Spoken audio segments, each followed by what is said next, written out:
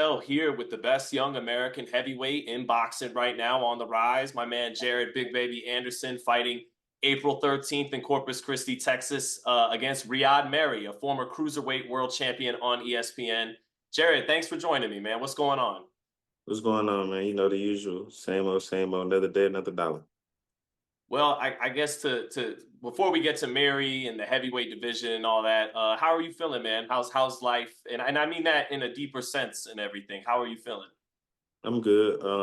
I'm blessed, to be able to do what I do, to be able to still be working, especially with all my troubles and everything going on. And life, life just been life, I got a baby on the way now, and everything. So it stresses all over the place, but we focused and locked in for Saturday.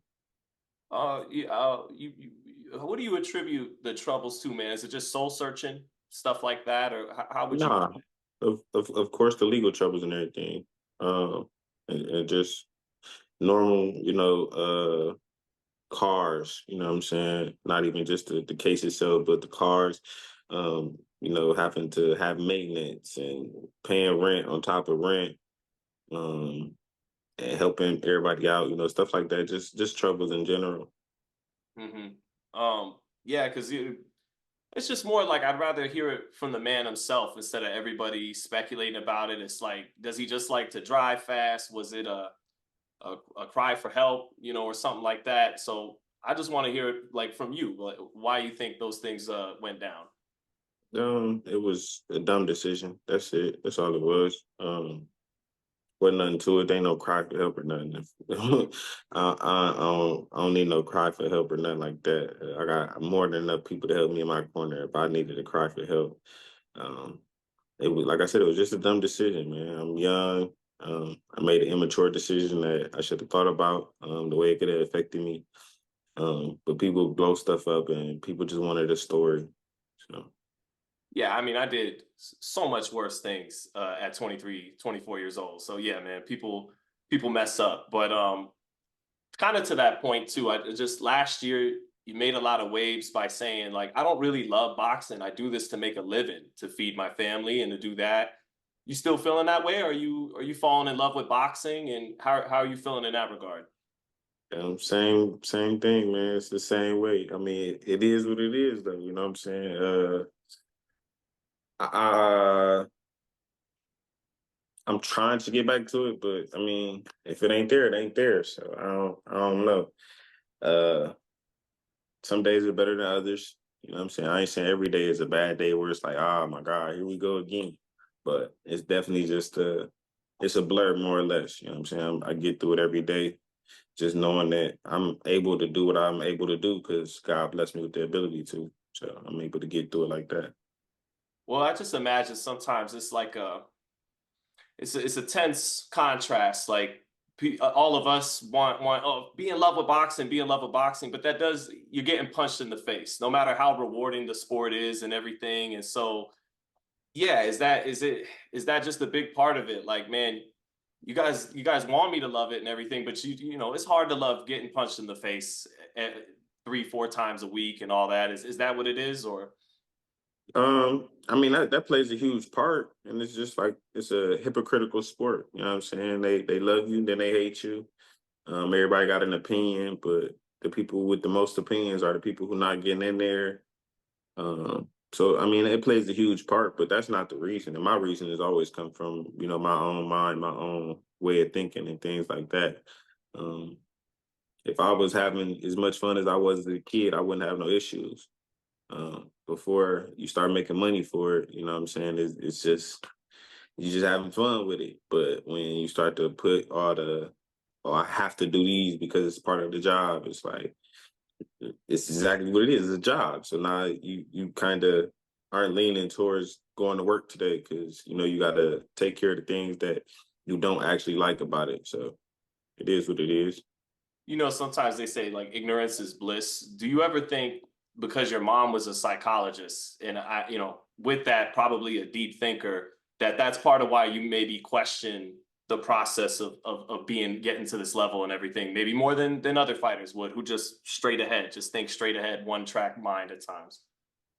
Um, in a way, maybe, but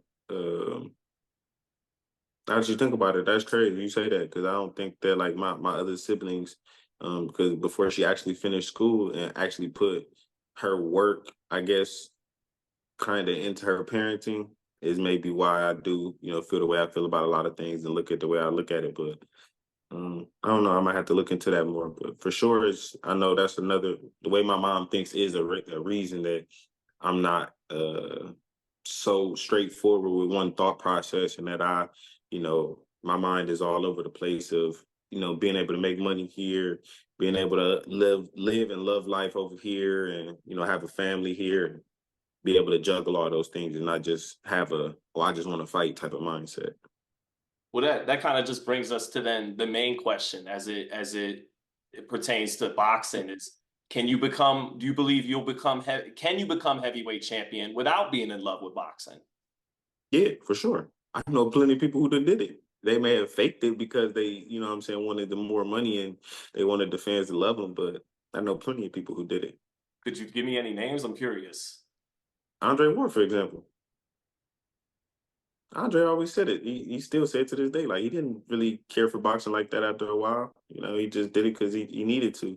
So he's a prime example. I think it's a lot of other champions who may not come out and say it per se. I think Earl was one of those people. I think he did love it for a while, but I think kind of dwelled on him. And now that he finally got a loss, and everybody want to say Bud exposed him or whatever, now it's like, all right, fuck all y'all. You know what I'm saying? So Is it a case then when it comes to becoming heavyweight champion of like, oh, don't get me wrong, like I definitely want that and I'm gonna be that just because I don't, love boxing the way maybe everyone would want me to. That's happening. Like how positive are you? You're gonna be heavyweight champion.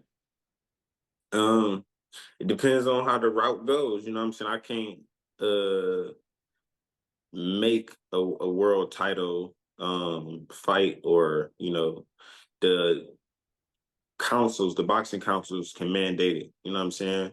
The only thing I can do is keep winning and telling people that I want to fight them, but I can't make anybody put their name on the dotted line. I can, try and get the councils to mandate it once they see like, oh, he didn't got to this many wins, knockouts, whatever. And we gonna mandate a world title fight or an eliminator or something, but I can't make it happen as quick as people want me to. They see I've been ranked for years and they like, oh, you fighting bums. No, I've been ranked for years because they know what I'm capable of. But just because of that don't mean that I can mandate anybody to sign over, their title because they know they're gonna lose. If they don't want to take the risk, they don't want to take the risk. I can't make them do nothing. But um I am know I'm capable, and I do believe in that ability. Is just how long it's gonna be. If I make my money on the outside without being a world champion, I didn't see Tank make a lot of money in fights that wasn't world title fights. You know what I'm saying? So if I can do the same, with my walkouts and just going overseas fighting bigger names or whatever, then so be it. I mean, I might retire early. No, don't do that. Come on. Oh, I'm not gonna lie to you. Not biased about the fights, but I want an American heavyweight champion. So don't do that. Selfishly, I know, right? I'm not gonna pay your bills if you get hurt. I'm not gonna be in the hospital, but I'm speaking for a lot of boxing people. I want a heavyweight champion from America, Jared. So And please see don't. that just as you said, man, and you gotta think like it's coming from all directions with everybody who's saying the same thing, and some in not such a polite way. You know what I'm saying? It's like they don't care. That's what they want. That's just give me what I want. But it's not like you're not taking it into another man's life or his account. Like I got a baby girl on the way. What if she come out and she need me more than anybody else? Like I can't take that for granted. Fair enough. Fair enough.